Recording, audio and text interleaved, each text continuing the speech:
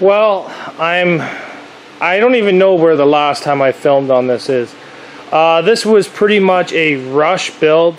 I built this car in basically 4.5 days. We leave tomorrow to go to Mini Meltdown. Little things left to do, not very much. Honestly, I am super happy. Radiator, front motor mount needs to be welded. Seat strap, like I said, we are doing pretty good. I know people that are actually much farther behind me. So we did have to change up our fuel tank system that I had. I've seen posts of other people. I probably will have to remove this bar when I get there, but I'm going to leave it in until I get there. Maybe a little bit more welding on the gas tank protector tomorrow morning. This right here is my NG Customs cage, as you guys remember, and I've kind of built a bolt-on one. I haven't had time to fully bolt this one on, so it's just tack welded so I can cut it off. I really don't think that's going to rip off. I may throw a little bit extra weld on there. I definitely don't have the time to drill a hole through that. But anyway, yeah, everything's coming together great. It's going good. Just stressed out. It is about 8:45 at night. The sun's just starting to go down. We have the battery in. We got everything in. You guys want to hear this thing fire up? Oh, actually, before I do that, I want to show you this. I bought myself a transmission cooler with quick disconnects. I'm pretty happy with it. It's my first time running a fancy one with a fan, and I do have it set up. So it does pull the air up through, so that way I can tell if that's getting hot or cold inside the car. So I am quite happy about that. We'll see how that holds up. It's from Princess Auto. It isn't anything fancy. It was on sale for $199, and I spent probably $100 in hydraulic lines and fittings, maybe a little more than $100, but anyway, pretty happy about that. So let's see this thing fire up.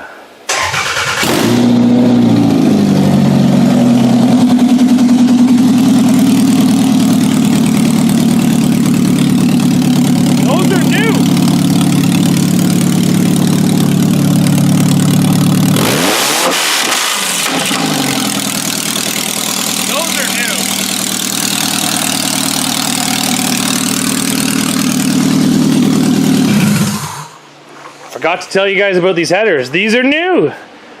These were made to me by a buddy who has actually started making Camry headers. You may recognize his name because he's also the one that made my window bar, Zach's Workshop, and he's also the one that made my shifter.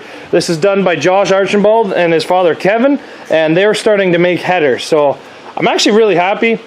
I wanted 4 in a row. That's what I wanted. They made it for me, and they made some cool little tips for it.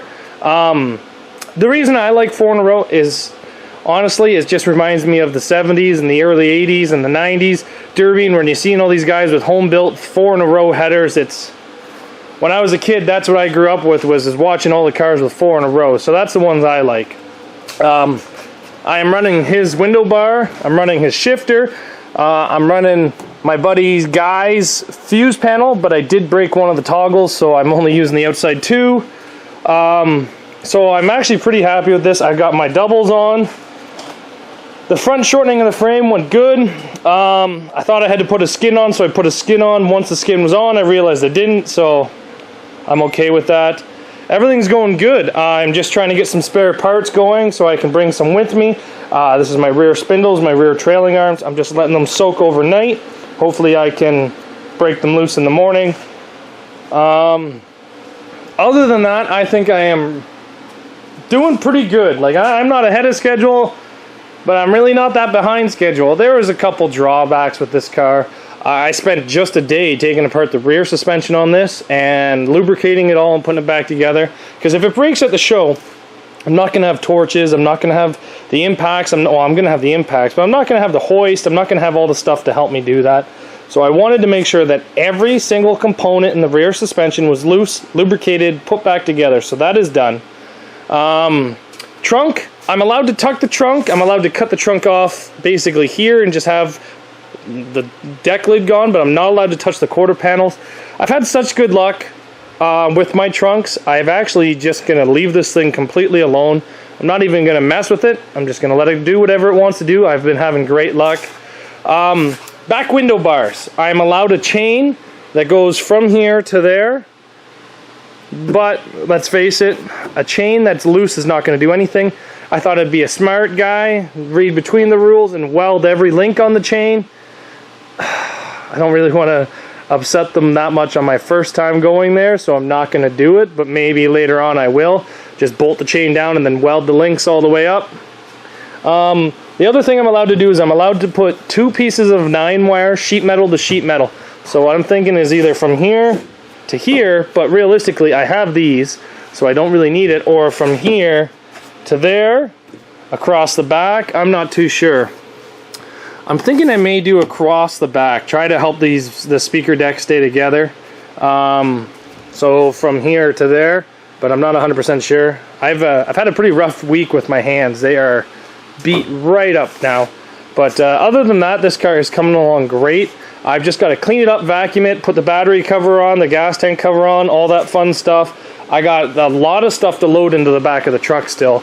But guys, I'm excited. This is Mini Meltdown. I have never been there before. I've heard great things about it. I've heard wonderful things about it. So I want to go there and experience it. Tell you guys what I feel about it, honestly. There's a lot more I could have done to this car, but honestly, I'm happy with the state it's at. It ain't going to get much better than this for me. Tomorrow morning before we leave, I'm going to drive it on the trailer, and I'm pretty sure the wife is going to paint it on the trailer, and it's going to air dry on the way down. So that is the kind of things that we're doing. I should have pre-booked my spot. I kind of left it a little late. Pre-registration closed on May 15th, I think it was, and honestly, I didn't decide to go until probably June 2nd, June 3rd. I was like, well, I should go to Mini Meltdown. So here we are. We have a car built, but honestly, if you guys want, like, have a feeling that they're going to put everybody that doesn't pre-register into heat 7 and 8, and it's going to be very big heats. I should have pre-registered heat 1 through 6 or 7 it is. You know who you're running with. It doesn't look like it's that many people. I think there's 12 people, 13 people in the heat. So I should have done that. Why? I bet you I'm going to go there and I'm going to get like 25 in my heat. Who knows? Could be less. I don't know. It all might work out for me. It might be a disadvantage, might be an advantage. I don't know. But the problem is I can't pre-register because I don't know what I'm going to be doing for work. I don't know any of this stuff. So I'm just going to take what I get.